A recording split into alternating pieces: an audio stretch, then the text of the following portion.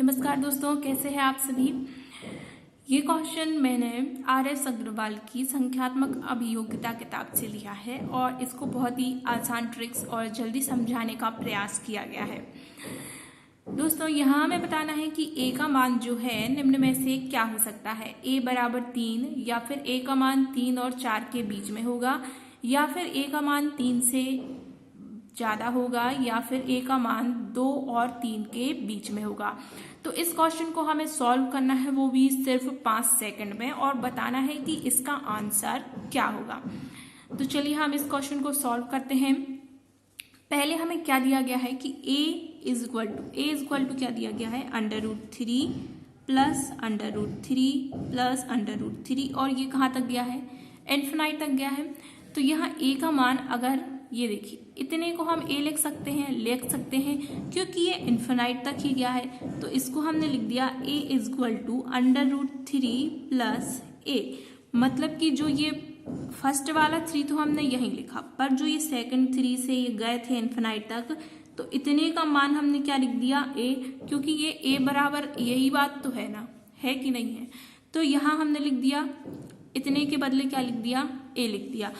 तो क्या मिल गया, a is equal to √3 plus a। अब जो ये √ है, इसको हम पक्षांतर कर देते हैं। इसका जब पक्षांतर होगा, ये इस तरफ आ जाएगा, तो ये क्या हो जाएगा, इसके ऊपर 2 की घात हो जाएगी, तो ये हो जाएगा 3 धन a का वर्ग बराबर 3 धन a। जब करनी का पक्षांतर होता है तो वो 2 की घात में चला जाता है, और जब इस 2 की घात का पक्षांतर होता है तो इस तरफ आके ये 1/2 की घात या फिर करनी के रूप में लिख सकते हैं। देखिए यहाँ जो 3 धन a है, इसको असल में हम क्या लिख सकते हैं, 1/2 की घात है कि नहीं। तो ये जब इस तरफ आया तो ये काय की घात बन गई, 2 की घात बन गई। चलिए, तो इसको अब हम क्या कर लेंगे, पक्षांतर कर लेंगे इनके लिए भी। तो ये हो जाएगा a का वर्ग ऋण a ऋण 3 बराबर 0, a का वर्ग ऋण a ऋण 3 बराबर 0। ये a इस तरफ आ गया तो ऋण का हो गया, 3 इस तरफ आ गया तो ये ऋण का हो गया, यहाँ बचा 0। अब ये हमें एक समीकरण मिल गया है।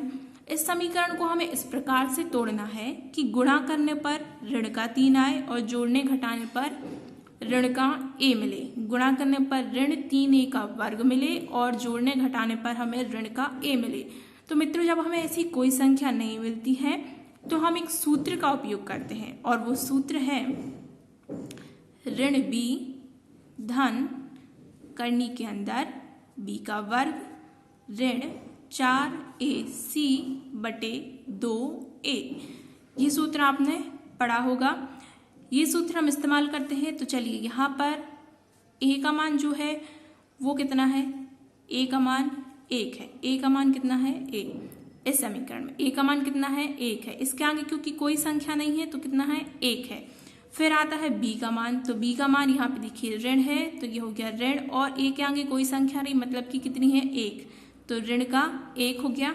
c का मान कितना है, c का मान आ जाएगा ऋण का 3। ये देखिए, ये है ऋण 3, तो a का मान 1, b का मान ऋण a, और c का मान यहाँ से आ गया ऋण का 3। चलिए, तो इस सूत्र में हम, ये जो धराचार्य का सूत्र है, इस सूत्र में रख के हम इसको हल करेंगे ताकि हमें a का मान प्राप्त हो जाए, इस वाले a का मान प्राप्त हो जाए।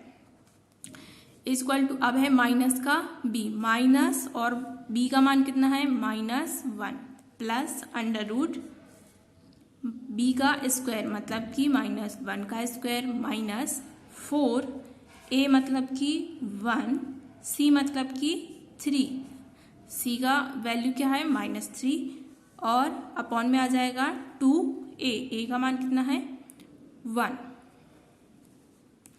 इक्वल टू, अब ये हो जाएगा प्लस का 1, तो इसको हम सीधा 1 ही लिखेंगे, प्लस ये 1 का स्क्वायर, -1 का स्क्वायर 1, प्लस -4 का -3 में मल्टीप्लाई होगा तो आ जाएगा प्लस का 12, और बटे में आएगा 2, तो ये होगा 1 प्लस √13/2।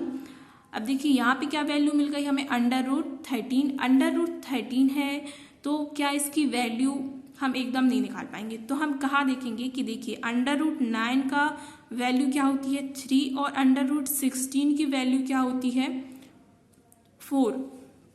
√9 होता है 3, √16 होता है 4। तो √13 इनके बीच में आता है कि नहीं, √13 9 और 16 के बीच में आएगा, तो इसका मान भी हम क्या रख देंगे, इसकी वैल्यू 3.5 करके मान लेंगे। √13 की वैल्यू हम 3.5, क्योंकि हमें एक बिल्कुल बराबर वैल्यू नहीं, लगभग बताना है कि मान कितना आ रहा है। ठीक है, तो यहाँ हो जाएगा 1 + 3.5/2। अब 1 में हम 3.5 जोड़ देंगे तो हो जाएगा 4.5/2, और 4.5 हम इसको डिवाइड करेंगे तो हो जाएगा 2.25।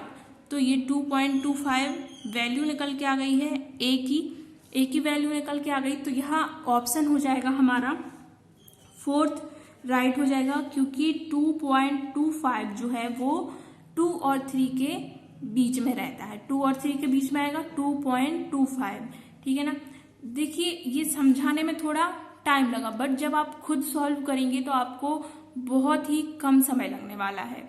और इसी प्रकार के क्वेश्चन की मैंने कुछ ट्रिक्स बताई हैं इसके पहले की वीडियो में, तो वो देखना मत भूलिए और चैनल को सब्सक्राइब करना भी मत भूलिए।